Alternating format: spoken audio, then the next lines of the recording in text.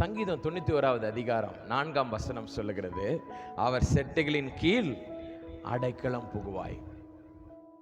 அதாவது ஒரு பறவையை குறித்து ஒரு சம்பவம் உங்களுக்கு எல்லாருக்கும் தெரியும். ஒரு பெரிய ஒரு பில்டிங்கில் மேலே கூடு கட்டிருச்சான் அந்த பறவை. அந்த பறவை என்ன செஞ்சிச்சான், அது குஞ்சு போட்டுருச்சான். ஒரு 3 குஞ்சுகள் அதுக்கு இருந்துச்சான்.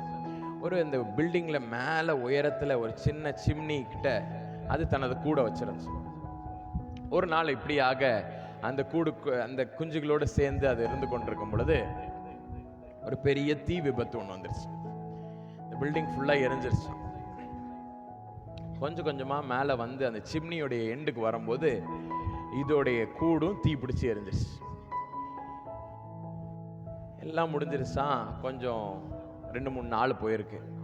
உடனே அந்த டெப்ரிஸ் எல்லாத்தையும் விலக்கி வச்சுட்டு அந்த பக்கத்தில் இருக்கிற ஆட்கள்லாம் வந்து எல்லாத்தையும் விலக்கி பார்க்கும்போது பார்த்தா லைட்டாக மெல்லுசாக சின்ன சின்ன சத்தம் மட்டும் கேட்டிருக்கு அந்த சிம்னி பக்கத்தில்.